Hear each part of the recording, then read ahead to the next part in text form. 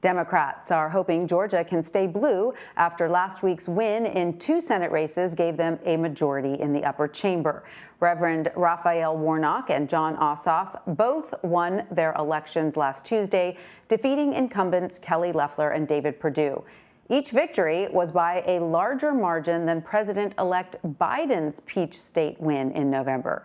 As Democrats keep winning in Georgia, one longtime conservative member of the party has had enough of the Democratic Party. Former Georgia State Representative Vernon Jones is becoming a Republican.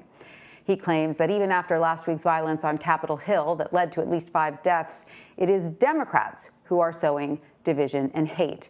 Vernon Jones joins me now from Atlanta. He served in the State House from 1993 to 2001 and again from 2017 until just yesterday.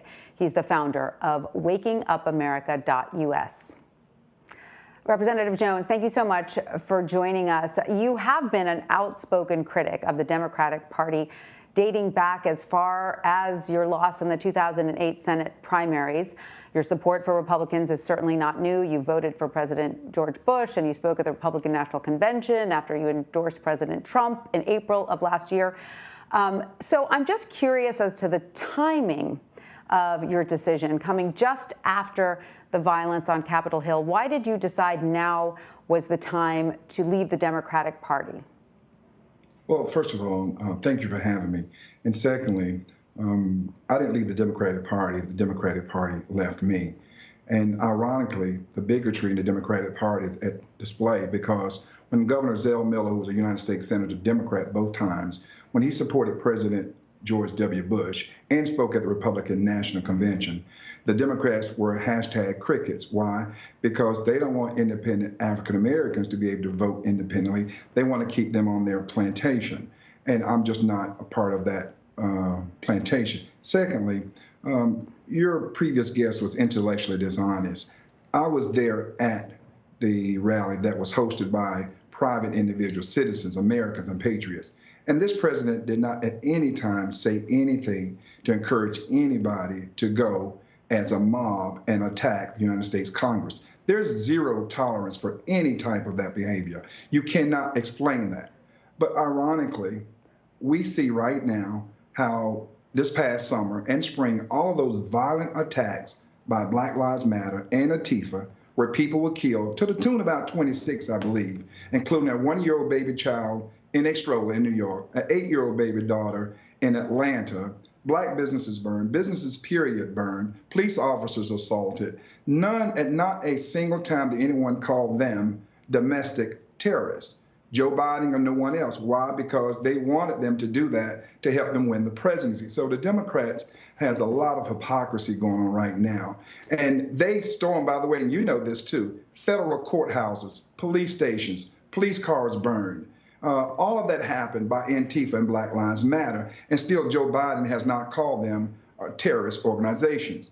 Now, Representative Jones, just to be fair, Representative Jones, just to be fair, though, President-elect Biden did condemn the violence during the BLM movements. I reported on it. We heard him say it. He did condemn the violence. I just want to that's incorrect. Put that Maybe aside. He condemned the violence, but he did not say Black Lives Matter. You guys are terrorists. You've killed people. You've destroyed federal property and private property. He said that Antifa was an idea. Antifa is not an idea. Ask me. I was subjected to the attacks of Antifa and Black Lives Matter when I left the United States, when I left the Capitol, I should say the White House, after the president accepted his nomination from the Republican National Convention. I didn't hear from anyone to call me to ask me about my experience, the horrific experience where my life was at stake. I felt my life at jeopardy. So he may have condemned violence, but he did not call them out by name, and he should have. And where was Congress, Nancy Pelosi? Why didn't they pass a resolution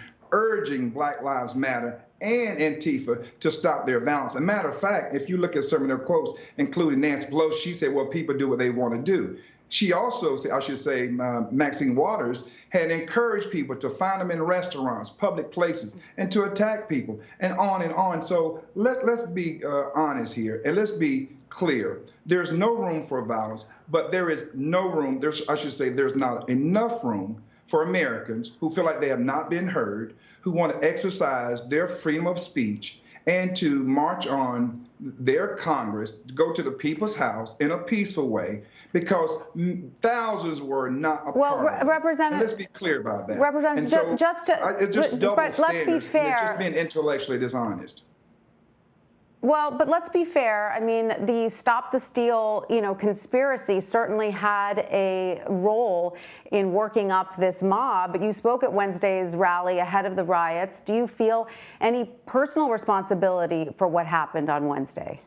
Actually, Stop the Steal did not encourage any violence. Antifa encouraged violence. There have been a number of marches in Washington where hotels were flooded with Antifa, people coming out in Black lives, turning over dinner tables, running through the lobby. Representative Jones, I'm sorry, I have to correct you there. There is absolutely no evidence that Antifa, Representative Jones, I'm sorry, I have to correct you there. There's absolutely no evidence that Antifa was involved in the riots, and there is plenty of evidence that right-wing Trump supporters were. So we're going to have to move on if we have any time left. I just do want to. I am a Trump supporter. I've been a Trump supporter. Am I right-wing? Well, far right. See, when you say stuff like that, you fuel the fire. The media is probably the biggest culprit in encouraging this type of behavior, because you okay when some organizations do it. You say buildings are burning. I have to take issue with that, Representative Jones. Well, there's mostly peaceful protesting, and it's just, look at Seattle, look at Portland.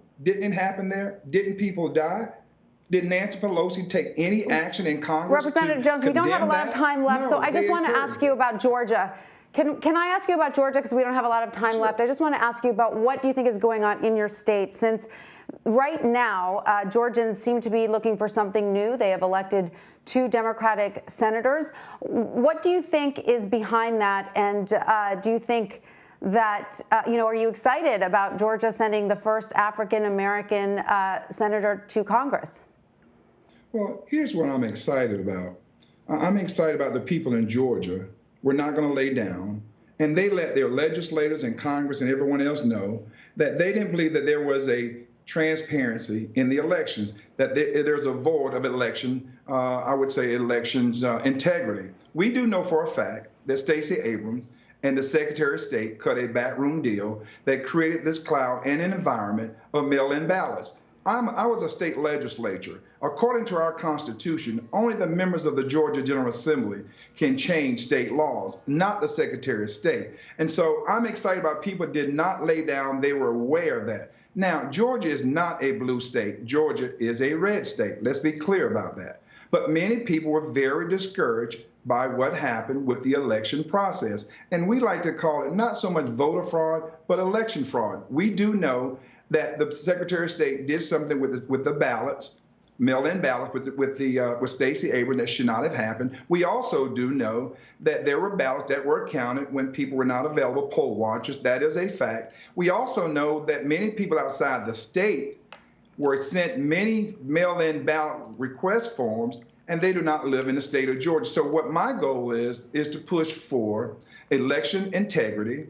My goal is to make sure that the Georgia General Assembly, and I'm going to lobby them on behalf of the people and myself, to make sure that we have a process that we restore the confidence and the trust to Georgia and actually across the country. So I'll be traveling across the country talking about those issues. Now, as it relates to Georgia's future, I am, what my role is, I feel as though I'm bringing brand new ideas to a grand old party. I'm bringing a grand new party to the grand old party, new faces, new ideas, new energy, because we believe that most people are at the heart of supporting the Constitution. When I look at Raphael Warnock and Ossoff, they I'm so sorry to interrupt. The police department. They believe we have run out of time. Thank you so much. I'm sorry, we've run out of time. Former Georgia State Representative Vernon Jones, thank you so much for joining us. I just do want to mention that your own state election officials who are Republicans said that there was no voter fraud in Georgia. Thank you so much for joining us. That's not quite true. Let's be honest here. The Secretary of State, I wish he had come out and said that he went in the background, in the back room, and did a backroom deal with Stacey Abrams that changed the mail-in process. That is not his responsibility. So for him to say that, he is unequivocally and actually apparently incorrect. I do not like to call someone a liar, but he was intellectually dishonest on what he did. Why didn't he tell the members of the General Assembly what he was doing while we were in session? Because it's our responsibility. So I just want the facts to be out there, ma'am. That's all, the facts.